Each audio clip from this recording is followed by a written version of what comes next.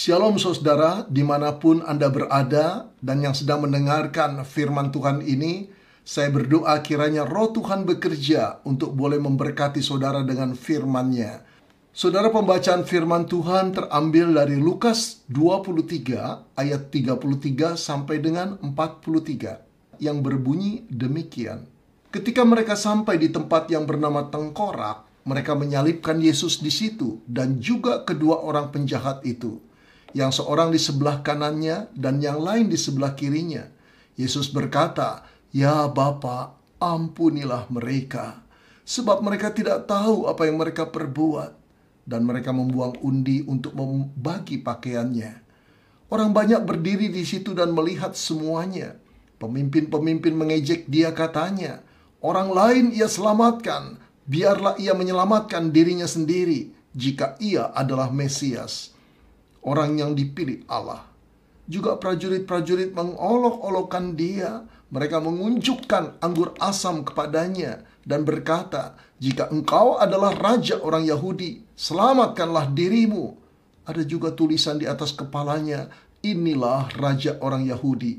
Seorang dari penjahat yang digantung itu menghujat dia, katanya, "Bukankah engkau adalah Kristus? Selamatkanlah dirimu dan kami." Tetapi yang seorang menegur dia, katanya, "Tidakkah engkau takut juga tidak kepada Allah, sedang engkau menerima hukuman yang sama? Kita memang selayaknya dihukum, sebab kita menerima balasan yang setimpal dengan perbuatan kita. Tetapi orang ini tidak berbuat sesuatu yang salah."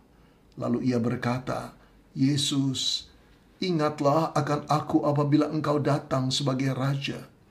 Kata Yesus kepadanya, "Aku berkata kepadamu, sesungguhnya hari ini juga engkau akan ada bersama-sama dengan aku di dalam Firdaus." Saudara, dalam satu percakapan pastoral, seorang anak muda berkata kepada pendetanya, "Jika Bapak meminta saya untuk menerima papa sulit, saya bisa menerimanya kembali, tapi saya tidak mungkin mengampuninya." Saudara, itulah sebuah contoh penerimaan tanpa pengampunan. Dalam kasus yang lain, saudara, seorang bos berkata kepada karyawannya yang telah melakukan kesalahan yang fatal, sehingga membuat kerugian yang cukup besar di perusahaan itu. Sang bos berkata, "Saya bisa mengampuni kesalahanmu. Apa yang telah kau perbuat, saya bisa mengampuni. Tetapi saya tidak bisa menerima kamu kembali bekerja di tempat ini. Maaf, silakan kamu keluar." Saudara-saudara, itulah contoh dari apa yang disebut pengampunan tanpa penerimaan. Saudara, padahal pengampunan dan penerimaan itu seperti dua sisi mata uang yang menyatu. Pengampunan dan penerimaan, tapi oleh manusia seringkali dipisahkan, saudara. Sebenarnya pengampunan tanpa penerimaan tidak mungkin bisa terjadi, saudara. Penerimaan tanpa pengampunan adalah keterpaksaan. Pengampunan tanpa penerimaan adalah kebohongan belaka, saudara. Tidak mengampuni berarti tidak menerima. Tidak menerima berarti tidak mengampuni, saudara. Dengan kata lain, pada faktanya manusia itu sulit untuk memberi pengampunan dan menerima kembali orang yang bersalah kepada mereka. Demikian faktanya, bukan? Saudara yang dikasihi Tuhan, tapi marilah kita menilai secara objektif. Bila kita telah melakukan kesalahan, apalagi kesalahan yang fatal terhadap seseorang, dosa besar terhadap orang itu, lalu layakkah kita meminta diri kita diampuni, apalagi diterima kembali? Apalagi kesalahan itu diperbuat kepada pasangan kita, istri kita, suami kita, atau anak orang tua kita, saudara famili kita, saudara, atau rekan bisnis kita yang lebih akrab daripada saudara. Bila kita telah melakukan kesalahan, dosa yang begitu besar terhadap mereka, layakkah kita meminta ampun? Layakkah kita minta diterima kembali? Hak mereka untuk tidak mengampuni kita adalah hak mereka untuk tidak menerima kita kembali. Namun saudara, sayangnya saudara, inilah yang menyesakan jiwa kita. Pada waktu kita melakukan kesalahan, kebutuhan kita yang terbesar adalah diampuni. Diampuni, saudara. Yang kedua, kita diterima kembali. Tetapi pada waktu kita tidak mendapatkan demikian pengampunan dan penerimaan, Ada perasaan guilty feeling yang tidak akan selesai. Satu traumatik di dalam kehidupan kita yang mempengaruhi kejiwaan kita, saudara. Saudara, seorang dokter dari kota Iowa, US, yang bernama David Belgam, saudara, pernah berkata bahwa 75% orang sakit yang berada di rumah sakit menderita penyakit fisik yang disebabkan oleh gangguan jiwa atau gangguan emosional. Apa yang mereka rasakan di dalam fisik mereka sebetulnya bermula pada keadaan emosional atau keadaan kejiwaan. Kebanyakan dari mereka merasa guilty feeling karena perbuatan salah yang mereka perbuat. Apa yang dibutuhkan mereka? Pengampunan dan penerimaan. Saudara-saudara, kita semua membutuhkan pengampunan dan penerimaan, bukan? Khususnya setelah kita melakukan satu kesalahan atau dosa yang begitu fatal. Tanpa pengampunan dan kita diterima kembali, jiwa kita akan mengalami satu keadaan yang parah, traumatik yang dalam. Sayang sekali, saudara. Seringkali kita tidak mendapat apa yang kita harapkan. Pengampunan dan penerimaan itu. Betapa mahal harganya. Betapa tidak mudahnya orang yang telah kita sakiti itu memberi pengampunan kepada kita dan juga penerimaan kepada kita kembali. Namun kabar baiknya, saudara, jika manusia belum tentu mempunyai kerelaan untuk mengampuni dan menerima kita, saya ingin berkata kepada saudara bahwa di ruang hati Allah selalu tersedia pengampunan dan penerimaan bagi orang yang berdosa. Di ruang hati Allah selalu tersedia pengampunan dan penerimaan bagi orang yang berdosa, saudara. Saudara, dalam kitab Lukas 23 ayat 33 sampai 43 yang telah kita baca tadi, diceritakan kisah tragis tentang penyaliban Yesus yang dipancang di antara dua orang penjahat di sebelah kiri dan kanannya. Saudara, Yesus yang tidak pernah melakukan kejahatan, dosa, perbuatan yang amoral, dari semalam telah menjadi bulan-bulanan masa, saudara. Ia ditangkap di Taman Getsemani setelah menerima ciuman pengkhianatan muridnya sendiri, yang telah menjual dia dengan harga 30 keping perak. Ia diadili ke sana kemari melalui 6 kali pengadilan yang tidak adil, dengan memunculkan saksi-saksi dusta, saudara. Bajunya dilucuti, ia dihina, ia diolok, ia dipermainkan, ia disiksa dan dicabuk. Seluruh tubuhnya dari kepala sampai ujung kaki penuh dengan darah. Tetesan darah tak berhenti-henti karena mereka melukai, karena mereka menyiksa dia. Kulitnya pecah, dagingnya terkuak, wajahnya lembam membiru. Akhirnya, saudara, paku yang besar dan kasar dipukulkannya menembus telapak tangannya yang lunak itu, menempel di kayu salib. Saudara, tak terbayangkan betapa sakitnya seluruh tubuh Yesus. Tapi saya ingin mengatakan jauh lebih sakit perasaan atau jiwa yang ada di dalamnya. Saudara, di tengah-tengah ejekan, cacian, kebencian, dan penolakan yang diterima oleh Yesus, Yesus mengucapkan 2 kalimat yang menyatukan pengampunan dan penerimaan itu. Justru pada saat-saat dia sekarat menjelang kematiannya. Saudara, pengampunan diberikan oleh Yesus saat ia berkata kepada Bapaknya, "Ya Bapa, ampunilah mereka, karena mereka tidak tahu apa yang mereka perbuat." Satu pengampunan yang manis keluar dari mulutnya, yang memohon pengampunan bagi orang-orang yang telah menyakiti dia, yang sangat berdosa kepada dia. Dan ayat 43, dia berkata satu kalimat lagi, "Aku berkata kepadamu," katanya kepada salah seorang penjahat, "hari ini juga engkau akan ada bersama-sama dengan aku di dalam Firdaus." Saudara, penerimaan itu diberikan kepada orang penjahat di sebelahnya yang sama-sama tersalib, yang dari tadi mencaci maki dia. Tetapi Tuhan menerimanya kembali. Saudara-saudara, Yesus menjatuhkan pengampunan dan penerimaan di atas kayu salib, di dalam kondisi di mana tidak mungkin seorang tersalib bisa mengeluarkan kalimat pengampunan dan penerimaan sebelum kematiannya datang. Saudara-saudara, inilah kabar baik. Di ruang hati Allah selalu ada pengampunan dan penerimaan bagi orang yang berdosa. Tetapi saya ingin mengatakan pada saudara pula, tidak semua orang bisa menerima pengampunan dan penerimaan Tuhan itu.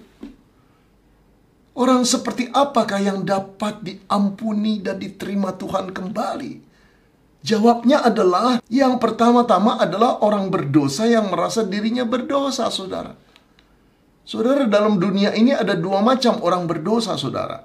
Pertama, orang berdosa yang merasa diri berdosa. Yang kedua, orang berdosa yang merasa diri tidak berdosa, saudara.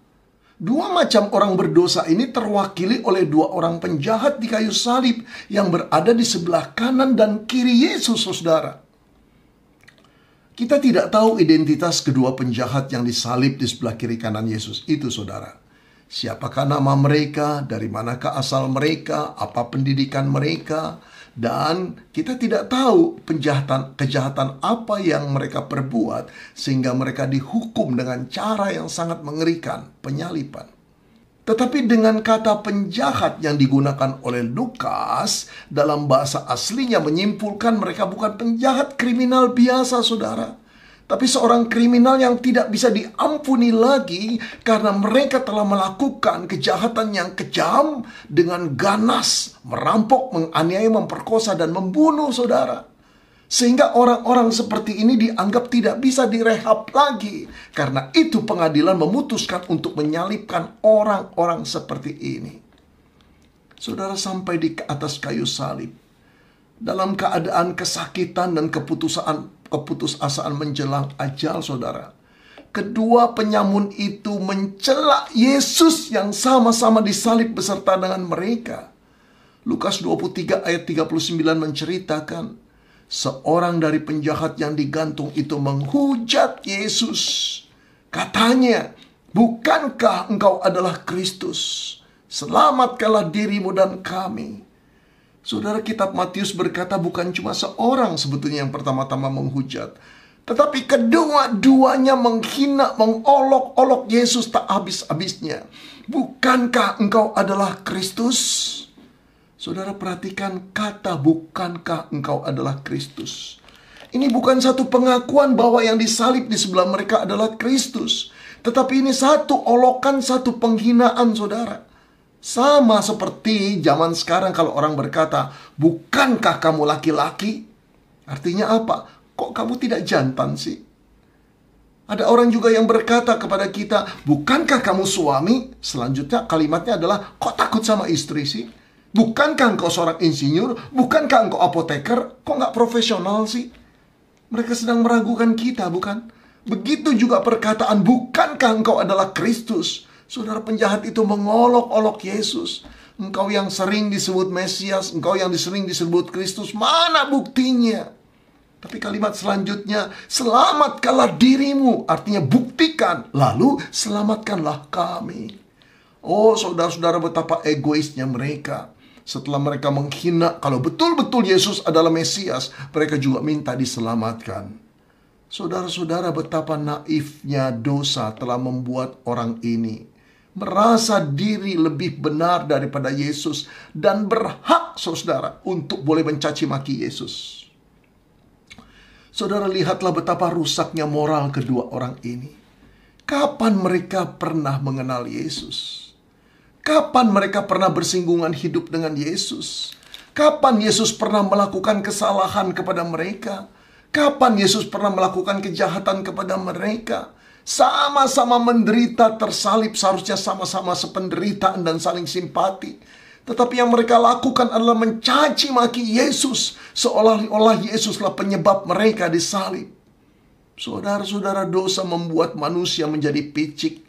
Dosa membuat manusia begitu jahatnya. Dosa membuat manusia di tengah-tengah kematiannya masih bisa menghina orang lain. Dosa membuat manusia yang diciptakan begitu sempurnanya oleh Allah, menurut gambar dan rupa Dia, menjadi rusak total, saudara. Dosa membutakan mata hati manusia, bahwa mereka adalah manusia yang kotor di hadapan Allah. Tetapi mereka masih membandingkan diri dengan orang lain dan merasa diri lebih benar. Saudara, bisa dibayangkan betapa lukanya perasaan Yesus menerima penghinaan itu. Namun di tengah-tengah perjuangannya menahan sakit atas seluruh luka di tubuhnya, karena dicambuk, ditampar, dipaku di kaki dan tangannya, di tengah-tengah darah yang terus-menerus menetes, Yang belum lagi olokan para pengawal Romawi dan cacian mereka yang menyakitkan hati Yesus. Yesus tetap diam. Tak ada balas cacian yang dikeluarkan dari mulutnya. Tak ada sumpah serapah yang dikeluarkan dari bibirnya. Tapi tak lama kemudian keluarlah 7 perkataan Tuhan yang diucapkan di atas kayu salib. Saudara, yang pertama yang diucapkan adalah sebuah doa. Sebuah permohonan kepada Bapaknya. Apa yang dia mohonkan? Ya Bapa, ampunilah mereka, karena mereka tidak tahu apa yang mereka perbuat. Pengampunan yang dia keluarkan. Permohonan pengampunan yang dia naikkan kepada Bapa untuk orang-orang yang telah melukai dia. Termasuk penjahat di sebelah kiri dan kanannya. Saudara, inilah perkataan yang sangat mengherankan. Bagaimana mungkin diucapkan oleh seseorang yang telah begitu menderita, disakiti, dan dalam keadaan sekarat menunggu kematian. Doa permohonan pengampunan yang dia naikkan. Saudara-saudara, kemungkinan doa inilah yang membuat salah seorang penjahat yang mencaci maki Yesus itu tertegun. Dan mulai menghentikan caciannya. Ia mulai sadar bahwa Yesus adalah orang yang sungguh-sungguh berbeda dengan kebanyakan orang, termasuk dengan dirinya. Ia mulai percaya bahwa Yesus adalah Mesias seperti yang banyak diceritakan orang. Disitulah mulai perasaan takut datang kepada dia. Takut akan Allah. Saudara, kesadaran akan siapakah Yesus memunculkan rasa takut di dalam diri penjahat ini. Ia menyadari bahwa dirinya adalah orang berdosa yang kotor dan hina. Seumur hidupnya hanya melakukan dosa, dosa, dan dosa. Ia sadar bahwa dosa merupakan konsekuensi yang berat. Hukuman mati yang harus ditanggungnya. Saudara, dosalah yang membawa ia ke salib yang mengerikan. Yang mengakhiri hidupnya beberapa saat lagi. Saudara, dan yang jauh lebih mengerikan adalah hukuman dosa yang harus ia terima setelah kematian itu tiba. Tanggung jawab di dalam kekekalan itu yang menuntut seluruh perbuatan-perbuatan yang pernah dilakukan, hasilnya hanyalah kematian belaka. Saudara, sementara itu temannya masih terus-menerus mencaci Yesus. Kemudian ia menegur temannya lalu berkata, "Tidakkah engkau takut? Juga tidak kepada Allah, sebab engkau menerima hukuman yang sama. Kita memang selayaknya dihukum, sebab kita menerima balasan yang setimpal dengan perbuatan kita. Tetapi orang ini tidak berbuat sesuatu yang salah." Saudara, lihat, dia tidak berdalih lagi. Ia tidak merasa diri lebih benar dan lebih benar lagi. Dia tahu bahwa dia manusia kotor yang pantas dihukum Allah, dilemparkan ke perapian api yang menyala di neraka. Ironinya, saudara, pada saat seorang berdosa menyadari dirinya kotor dan berdosa di hadapan Allah, disitulah anugerah pengampunan itu datang menghampiri dia. Disitulah anugerah penerimaan itu datang mendekati dia. Saudara yang dikasihi Tuhan, inilah kasih Tuhan yang luar biasa kepada orang berdosa. Siapa yang dapat menerima anugerahnya? Orang berdosa yang merasa dirinya berdosa. Saudara, saya pernah diajak ke rumah sakit oleh seorang pendeta rekan saya. Dia berkata, "Maukah engkau mendoakan seorang jemaat saya yang sedang sekarat? Dokter bilang usianya tinggal beberapa hari lagi karena kanker yang ganas." Saudara, saya berkata, "Oke, yuk kita datang." Saudara, dikabarkan bahwa bapak ini yang kira-kira berusia 70 tahun kena kanker ganas dalam 3 bulan habis tubuhnya. Dan sekarang adalah saat-saat menjelang ajalnya. Siapakah bapak ini? Saudara, pendeta teman saya berkata dia seorang ateis, pandai luar biasa dan kaya. Istri dan anaknya rajin ke gereja, tapi dia tidak pernah satu kali pun mau menginjak kakinya dan berbakti di gereja. Saudara, dia tidak melarang istrinya, tapi dia anti terhadap agama. Dia tidak mengakui adanya Tuhan. Buat dia Kristus itu hanyalah dongeng orang-orang Yahudi yang primitif di abad mula-mula. Saudara, pada waktu saya masuk ke rumah sakit, dia sedang terbaring. Badannya kurus sekali.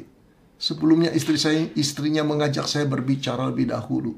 Dia berkata, "Pak Beni, semalam Suami saya berkata kepada saya, "Kamu jangan pergi ya. Kamu jangan tinggalkan saya sendiri. Saya butuh kamu." Lalu dia tertidur, tiba-tiba terbangun. Lalu dia bertanya sama istrinya, "Kalau aku bertemu dengan Tuhan Yesus, aku harus ngomong apa? Aku harus bicara apa?" Saudara lihat, cerita ini sungguh-sungguh menggetarkan hati saya. Saat seorang ateis yang seumur hidup tidak percaya pada Tuhan, ketika menjelang kematiannya real sekali. Kalau aku berjumpa Yesus, aku harus ngomong apa? Saudara, berdasarkan cerita itu kemudian saya mulai mendekati dia di ranjangnya, mengajak ngomong. Lalu dia bertanya pertanyaan yang sama, "Pak Pendeta, kalau saya nanti berjumpa dengan Tuhan Yesus, saya harus bicara apa?" Saya seumur hidup menolak dia, Bapak. Saya berkata, "Pak, katakan sama Tuhan Yesus, 'Tuhan, saya tahu saya orang berdosa. Seumur hidup cuma menolak Tuhan dan menghina Tuhan. Tuhan, ampuni saya ya.'" "Apakah Tuhan mau mengampuni saya?" kata dia. "Pasti Tuhan akan mengampuni Bapak. Orang berdosa yang merasa dirinya berdosa itu paling disenangi Tuhan. Dan Tuhan akan memberi pengampunan dan penerimaannya. Tapi maukah Bapak sebelum bertemu dengan Tuhan Yesus, Bapak bertemu di ranjang ini, memohon doa pengampunan pada Tuhan?"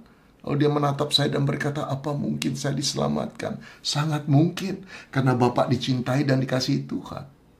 Saudara-saudara, hari itu saya bimbing dia berdoa untuk boleh meminta pengampunan dengan Tuhan. Dengan tetesan air mata dia berdoa dan menangis. 2 hari kemudian rekan pendeta teman saya itu mengirim sebuah WA dan berkata, "Pak Beni, Bapak itu telah meninggal dunia pagi ini." Oh saudara, itulah kasih Tuhan. Bapak itu seumur hidupnya menolak dia, menghina dia, tidak peduli dengan dia sebagai pencipta dan penebusnya. Pada detik-detik terakhir ketika dia mau mengaku dosa-dosanya, Yesus tetap mengampuninya. Yesus tetap menerimanya. Sama seperti penjahat yang disalib. Saudara, penjahat itu tidak pernah melakukan apapun yang baik di mata Tuhan selain dosa dan dosa. Setelah dia mengaku kepada Tuhan dan memohon diselamatkan, Tuhan menyelamatkannya. Apakah setelah itu dia melakukan kebaikan? Tidak. Tidak sama sekali. Di detik-detik terakhir, Tuhan tetap ingat bahwa orang ini adalah juga umat kepunyaannya. Oh saudara, datang pada Yesus. Kalau engkau dan saya telah melakukan satu perbuatan yang jahat kepada manusia, yang begitu fatal, dosa yang menyakitkan hati orang lain atau pasangan kita, ketika mereka menolak, ketika mereka tidak mau mengampuni kita, pantas dan layak. Tetapi Tuhan selalu mempunyai ruang untuk mengampunimu dan mengampuniku. Saudara, datang pada Yesus. Saudara-saudara, orang seperti apakah yang akan mendapat pengampunan dan penerimaan Tuhan? Yang pertama, saya ingatkan kembali, orang berdosa yang merasa dirinya berdosa. Namun yang kedua, saudara, orang berdosa yang memohon anugerah Allah, saudara. Saudara, langkah awal untuk menerima pengampunan Tuhan adalah kita benar-benar menyadari bahwa kita adalah orang berdosa. Tapi langkah itu belum cukup, saudara. Kita memerlukan untuk bertindak satu langkah lagi, yaitu memohon anugerahnya. Saudara-saudara, di tengah-tengah menghadapi kematiannya, salah seorang penjahat yang ada di sisi Yesus, saudara, mulai merasa bahwa dia orang yang betul-betul membutuhkan pengampunan dan penerimaan. Hatinya hancur dan merasa terbuang. Mungkin ia ingat kembali, saudara, bagaimana reaksi masyarakat yang menonton sidang perkaranya. Pada waktu hakim berkata, "Salibkan orang ini. Hukuman mati pantas untuk dia yang begitu jahat." Wow, orang banyak itu bersorak-sorak dan bertepuk tangan mengejek dia dan mencaci maki dia. Dia tertunduk, rasa terbuang dan tertolak. Saudara, mungkin juga ia teringat ketika pagi itu ia berada dalam penjara dan ia mendengar kabar eksekusi penyalipannya. Ia menangis meraung-raung memohon ampun. Tapi tidak ada satu orang pun yang mau mengampuni dia. Bahkan meludahi dia, mencaci, menseret dia ke bukit Golgota. Sehingga salib menjadi bagiannya. Ketika dia tersalib, tidak ada satu orang keluarga pun yang mau datang melihat dia. Apalagi menangis untuk dirinya. Seluruh keluarganya tidak hadir karena malu mempunyai anak atau mempunyai anggota keluarga yang mati tersalib. Tetapi pada saat dia mendengar permohonan Yesus kepada Bapaknya, Bapa, ampunilah mereka karena mereka tidak tahu apa yang mereka perbuat. Ia merasa perkataan itu begitu menyejukkan hatinya. Seperti suara seorang ibu yang mendekap putranya dan memohon belas kasihan dari suaminya agar berhenti memukul anaknya yang bersalah itu. Demikian ia rasakan suara doa permohonan Yesus kepada Tuhan Bapa Surgawi. Saudara, sudah lama ia mencari hati yang mau mengampuni dan menerima dia seperti itu. Menerima dia apa adanya tanpa syarat. Di dalam keadaan kenajisan dan kekotoran yang menjijikkan orang lain. Dia ingin diampuni, dia ingin diterima. Saudara, perkataan Yesus itulah yang membuat ia menoleh Yesus. Kemudian ia mulai memberanikan diri dan memohon kepada Yesus dengan rendah hati. Dengan hancur hati. Yesus, ingatlah akan aku apabila engkau datang sebagai raja. Perhatikan dia memohon, ingatlah akan aku apabila engkau datang sebagai raja. Jesus, remember me when you come into your kingdom. Saudara, ia tidak minta banyak. Ia hanya minta diingat. Bila satu kali kelak Yesus itu datang sebagai raja. Di sini dia sudah memulai mengaku bahwa Yesus adalah Mesias. Suatu kali kelak akan datang kembali. Dia hanya ingin diingat oleh Yesus. Just remember me. Saudara, ia tahu dia tidak punya hak meminta pada Yesus. Dia tidak pantas, dia tidak level. Apalagi baru saja dia mencaci maki Yesus. Sungguh-sungguh dia telah berdosa terhadap Sang Mesias itu. Tetapi permintaannya tidak banyak. Just remember me. Saudara-saudara yang dikasihi Tuhan, apa jawab Yesus? Bagaimana respon Yesus mendengar permintaan penjahat itu? Seharusnya kita bisa membayangkan reaksi yang wajar adalah Yesus menengok ke arahnya dengan sinar mata yang menyala-nyala, yang garang, penuh dengan kebencian, seperti seekor singa yang luka. Bukankah penjahat ini tadi mencaci maki dia? Dalam hatinya mungkin Yesus akan berkata, "What are you asking for? Look at you, shame on you." Apa yang kamu minta? Malu kamu tadi mencaci maki aku. Sekarang kamu ingin diingat oleh aku. Oh, no way. Saudara-saudara yang dikasih, tapi itukah respon Yesus? Tidak sama sekali. Mendengar permohonan yang keluar dari hati yang hancur itu, saudara-saudara, yang dinaikkan dengan perasaan ketidaklayakan, yang memohon anugerahnya, ia tersentuh sekali. Ia tersentuh sekali. Saudara, kerasnya cambuk pengawal, kerasnya hentakan palu, dan tajamnya tusukan paku di kaki dan kanannya menghancurkan kulit dan dagingnya. Tetapi doa seorang berdosa yang memohon untuk diingat oleh Tuhan meluluhkan hatinya. Kasih mengalir tak terbendung, saudara. Hatinya bergejolak penuh emosi karena untuk tujuan itulah ia mau mati di salib yang mengerikan, yaitu menjadi tumbal pengganti hukuman dosa bagi orang berdosa. Karena itu Yesus berkata kepada penjahat itu, "Truly I tell you, today you will be with me in paradise." Karena itu Yesus berkata kepada orang itu, "Hari ini juga engkau akan ada bersama dengan aku di dalam Firdaus." Saudara, sungguh ini jawaban yang tak terduga, tak terpikirkan, melampaui dugaan daripada si penjahat itu sendiri. Dia hanya meminta untuk diingat. Tapi Yesus mengajaknya bersama-sama ke dalam Firdaus. Ia hanya berharap untuk diingat kelak bila Yesus datang sebagai Raja. Tetapi Yesus berkata, "Hari ini juga engkau akan ada bersama-sama dengan aku di dalam Firdaus." Saudara, bagaimana mungkin Yesus memberikan hak istimewa pada seorang penjahat yang mati di kayu salib, yang tidak pernah melakukan apa yang baik di mata Tuhan selain dosa dan dosa. Saudara-saudara, karena Yesus tergerak hatinya ketika melihat orang berdosa memohon anugerah pengampunannya. Yang diberikan bukan cuma pengampunan, tetapi penerimaan. Diterimanya kembali sebagai anak yang hilang. Diwariskannya kembali segala seluruh tahta surga. Ditebusnya orang berdosa itu dengan darah dan nyawanya sendiri. Saudara, di ruang hati Allah selalu tersedia pengampunan dan penerimaan bagi engkau dan saya, orang berdosa yang merasa diri berdosa dan yang memohon pengampunan daripada Tuhan.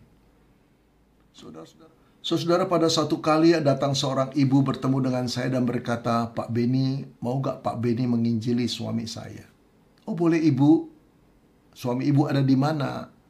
Dia berkata, "Suami saya di rumah terbaring sudah 2 tahun di ranjang karena lumpuh stroke." Tapi saya mau cerita dulu kepada Pak Beni siapa suami saya. Dia adalah suami yang saya benci karena telah melukai hati saya bukan cuma sekali 2 kali, tapi sepanjang pernikahan. Ketika saya hamil anak pertama Pak Beni, dia berzina dengan perempuan lain. Ketika saya hamil anak kedua, dia pun mengadakan affair dengan wanita lain. Yang lebih luar biasa, dia terus menyakiti hati saya. Pernah satu malam, dia pulang bersama dengan wanita, sekretarisnya, pulang dibawa ke rumah. Lalu dia berkata, "Mam, ini sekretaris kemalaman di kantor. Biar dia nginap di sini. Pak Beni, saya menyediakan sebuah kamar. Saya tahu pasti ini wanita peliharaannya." Kemudian apa yang terjadi? Malam-malam dia keluar kamar itu. Dia pikir saya dengan anak-anak sudah tidur. Dia kemudian masuk kamar wanita itu dan berzina di rumah kami sendiri.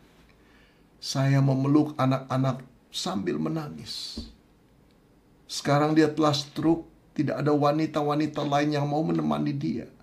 Saya membawanya pulang dari rumah yang lain ke rumah kami. Saya telah merawatnya selama 2 tahun. Secara manusiawi saya tidak mampu mengasihi dia. Tapi karena Tuhan mengasihi saya, Tuhan memerintahkan saya untuk mengasihi dia. Saya rawat dia. Tolong Pak Beni datang dan menginjili. Saudara-saudara, satu kali saya datang ke rumah ibu itu dan bertemu dengan bapak. Saya melihat seorang tua yang berbaring di ranjang, tidak bisa jalan, dalam keadaan yang lumpuh. Lalu saya berkenalan dengan sang suami. Saya mulai menginjili tentang kasih Tuhan. Dia menangis terus-menerus mendengar Injil itu. Tapi ketika saya mengajak dia untuk bertobat, dia berkata, "Pak Beni, apakah mungkin Tuhan mengampuni saya?" Saya berkata, tidak ada dosa yang tidak diampuni. Tidak ada orang berdosa yang ditolak oleh Tuhan kalau dia mengaku dirinya berdosa dan memohon pengampunan Tuhan. Dia berkata lagi, "Pak Beni tidak tahu siapa saya. Pak Beni tidak tahu betapa bejatnya saya dan rusaknya saya. Sudah begitu kotornya Pak, tidak mungkin diampuni." Saudara-saudara, berkali-kali saya meyakinkan hati Allah yang mengasihi orang berdosa. Saya sampai berkata, "Bapak, lihatlah saya. Saya sama rusaknya dengan Bapak, walaupun dosa kita berbeda-beda. Tapi di mata Tuhan saya pun orang yang begitu buruk dan kotor di matanya. Tapi satu kali dia menjamah saya dan hidup saya tidak sama lagi. Dia mengampuni dan menerima saya, Bapak." Datang pada Tuhan. Saudara, dia tetap ragu. Sampai satu pagi, saya datang ke rumahnya, dia berkata, "Pak Beni, saya telah menjadi anak Tuhan. Saya telah diampuni Tuhan. Saya telah diterima Tuhan." Wow. Saya berkata, luar biasa, puji Tuhan. Lalu saya coba untuk masuk satu pertanyaan. Kalau begitu, kalau kematian datang pada Bapak, apakah Bapak akan masuk surga atau neraka? Dia berkata, "Surga, Pak Beni." "Kenapa masuk surga? Apakah Bapak orang baik?" Dia menangis lagi. "Aku tidak baik, aku tidak baik. Yang baik Tuhan, Pak Beni. Karena dia mau mati bagi saya dan menebus saya yang kotor dan bejat ini." Puji Tuhan, Bapak. Puji Tuhan. Saudara, setelah pulang ke rumah beberapa jam kemudian saya mendengar istrinya menelepon saya dan berkata, "Pak Beni, suamiku telah meninggal dunia." Oh saudara, saya masuk kamar dan berkata, Tuhan, aku heran padamu. Aku takjub padamu. Bagaimana mungkin orang yang selama hampir 80 tahun berbuat dosa, mempermalukan Engkau, menyakiti hati istri dan anak-anaknya, pada saat dia berkata, Tuhan ampuni aku, Engkau tetap menyelamatkan. Engkau tetap menerimanya kembali. Saudara, itulah keajaiban hati Tuhan. Kasih sayangnya tak terhingga. Unexpected love. Betul-betul di luar dugaan kita. Satu kasih yang tak bersyarat. Meskipun kita begitu kotornya. Meskipun dosa telah merusak hati dan nurani kita. Dia tetap datang dan mengampuni engkau dan saya. Saudara-saudara, berbahagialah bagi kita yang telah diampuni Tuhan. Yakinlah bahwa kita diterima Dia. Sampai kematian tiba, kita akan diterima Dia. Tapi bagi saudara yang belum pernah bertobat dengan sungguh-sungguh, yang masih merasa diri benar, maukah engkau datang kepada Tuhan di saat Jumat Agung ini? Saat dunia memperingati bahwa Allah pernah jadi manusia dan mati di kayu salib demi pengampunan seluruh dosa manusia, termasuk saudara dan saya. Maukah engkau diampuni Tuhan? Maukah engkau diterima oleh Tuhan sebagai anak-anaknya kembali? Maukah engkau menjadikan Tuhan itu juru selamatmu? Datang dan berkata, Tuhan, ampuni saya. Please forgive me, Lord, and remember me. Mari kita berdoa. Saudara, mari kita tenangkan hati kita. Bagi saudara yang pernah bertobat dengan sungguh-sungguh dan diampuni Tuhan, diterima kembali menjadi anaknya, maukah engkau bersyukur? Bersyukur untuk penebusan yang telah engkau terima, yang harganya begitu mahal dibayar oleh Tuhan di atas kayu salib. Bersyukurlah kepada Tuhan dan cintai Tuhan lagi, kasihi Tuhan lagi, hormati Tuhan lagi dalam hidupmu. Muliakan Tuhan dengan segala tingkah lakumu. Dan bagi engkau yang belum pernah menerima Yesus sebagai juru selamat pribadi, engkau belum pernah bertobat, hidupmu jauh dari kebenaran Tuhan dan kasih sayang Tuhan, maukah engkau pada pagi ini datang kepada Tuhan dan berkata, Tuhan, aku orang berdosa, yang sungguh-sungguh berdosa. Aku mau datang kepadamu. Tuhan, ampunilah segala dosaku. Masuklah ke dalam hatiku, Tuhan. Sucikan hatiku yang penuh dengan kekotoran dosa dengan darah-Mu. Dan terimalah aku menjadi anak-Mu kembali. Menjadi ciptaan yang baru, menjadi milik-Mu. Saudara, Tuhan mau mengampuni engkau. Tuhan mau menyucikan hatimu. Tuhan mau menerima engkau menjadi anaknya kembali. Menjadi ciptaan baru. Berdoalah kepada Tuhan. Katakan, Tuhan, ampuni aku. Silakan berdoa. Saya menunggu saudara dalam beberapa detik ini. Berdoalah kepada Tuhan. Di ruang hati Tuhan selalu tersedia pengampunan dan penerimaan bagi orang berdosa. Datanglah. Sudah sekian tahun dia menunggu engkau datang dan menjerit memohon pengampunan. Dia ingin mengampuni. Dia ingin menerima engkau kembali. Datanglah. Puji Tuhan. Bapa di dalam surga, engkau telah mendengar doa anak-anak-Mu yang dengan hancur hati memohon pengampunan-Mu. Kami percaya Tuhan, Kau telah mati di salib demi mengampuni kami.